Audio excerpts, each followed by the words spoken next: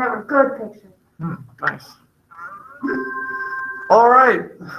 So scientists around the world use a standardized taxonomic system. Why would scientists want to use a taxonomic system that's standardized? Do you guys know what it means to be standardized? If not, let me tell you. To be standardized means the same all over the world, no matter where you go. Okay, so one thing about this system is that you can go anywhere in the world and talk to any scientist and call this bear Ursus arctos, and they'll know what you're talking about. Because here, maybe we call it a brown bear. There, maybe they call it something else. Maybe in a different country, they call it something else, right? So if you didn't have this standard system, that same bear would have many different names depending on who you're talking to and where they're from. So the reason why you want this standardized system that's uniform across the globe, no matter where you go, is to avoid confusion.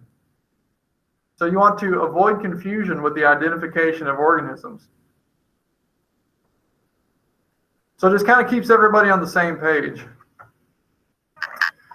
Taxonomic classification is important to marine biologists because it provides a way to do what? Now, you don't need to even look at this table. This table is just there. It's junk. It's filler. So what does this system of classification provide a way to do? Prove that marine evolution occurs? Well, no, because we know marine evolution occurs. We don't need a chart to prove that. Discover and name every marine organism on Earth.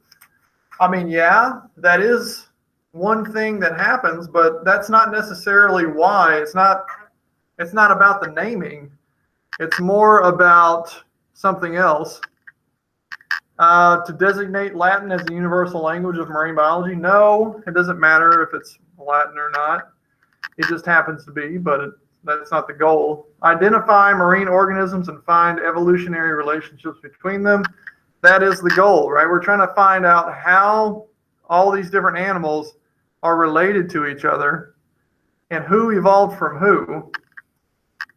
Just like this very simple version of the family tree, who evolved from who and where did they come from and who's more closely related to who. That way you can map out, it's like, you know, if you want to find out who your great-great-great-great-grandparents were, you would first look at your parents and find out who they are, who they came from. And then you'd find out who they came from and find out who they came from. And you keep going back. And the further you went back, the more clearly you could see where you came from. You could see exactly where you came from and how you came to be. So which one was it? That one was J. Yeah, to identify organisms and find evolutionary relationships between them. It's kind of like if you're trying to map out your family tree, you'd have to know, okay, well, who are your brothers and sisters? Who are your cousins? Who are your parents? And then once you have all that figured out, you can be like, okay, who are my parents' parents?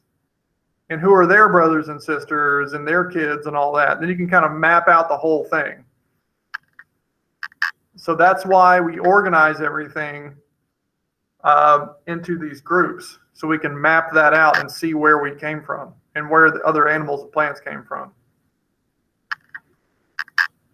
So here's another example of calling an animal by many different names. So you know those big cats that sometimes people see them around here? Bobcats. Huh? Bobcats. Bigger than that. Like they eat deer, they'll kill your dogs, like they'll kill goats, farm animals, like cows and stuff, but bigger. No, not bigger. Mountain lions? Yes, mountain lions, that's it. So you call it a mountain lion, but that same animal, other people might call it a cougar or a puma or a panther. There's all these different, these are all different names for the same animal. Okay? Call my grandma real quick. This might get bad. Okay, why don't you go to the nurse? And I'll. I don't even know what it is. It's just in the main You're not gonna office. take them down. Just go to the main office down there, and then they'll call. Okay. All right. All right. So it's best to use the scientific name from the standard system, so that all the scientists will be using one name for the mountain lions instead of calling them all 10 different things. Once again, it's to limit confusion in communication. All right, so this question says that we have these tree frogs and they were starting to go extinct. So they tried to bring them into captivity and breed them some more so that they could have, bring their numbers back up.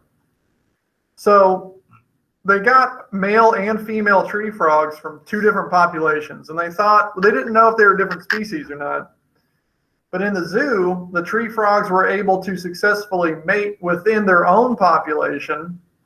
But when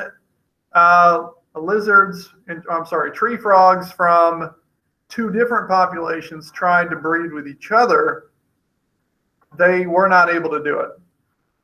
So what describes the relationship between the tree frogs? Well, in order to be able to reproduce successfully, you have to be able to make a baby, and that baby has to be able to make a baby.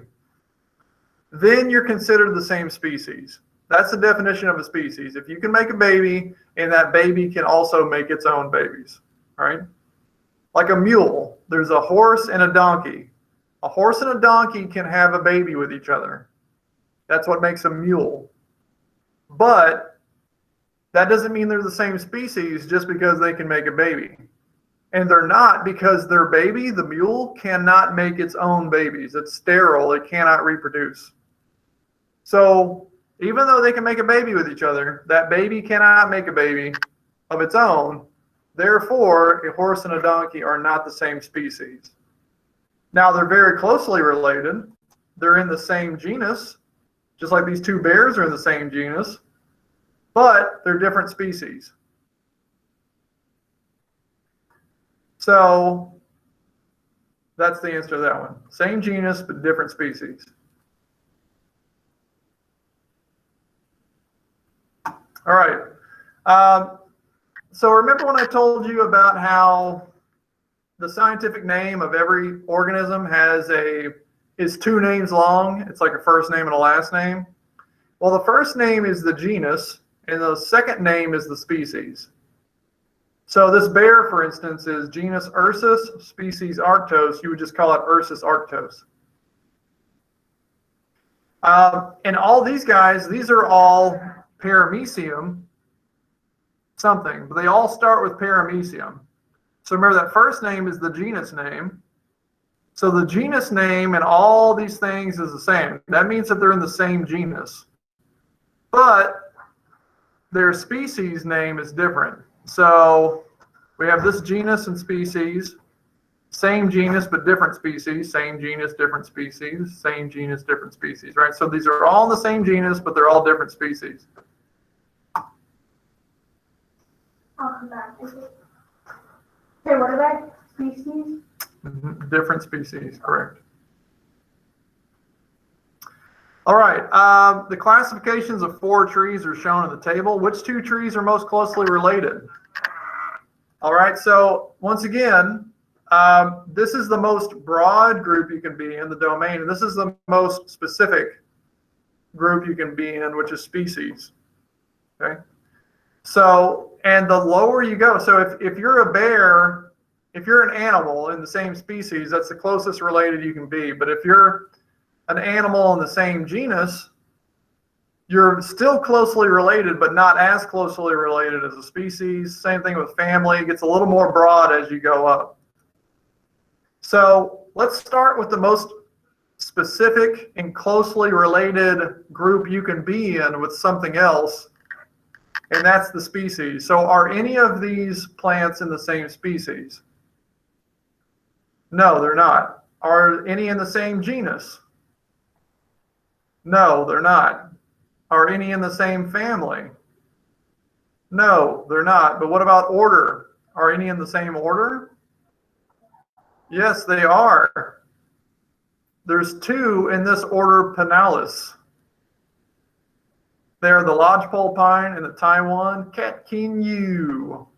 So, which two are most closely related? Those two, because they are in the same order.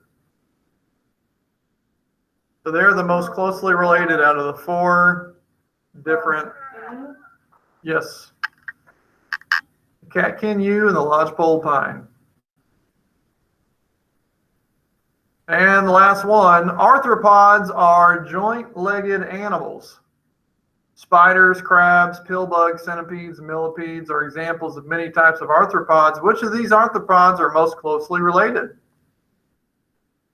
So would it be arthropods that are in the same family, arthropods in the same class, the same genus, or the same species?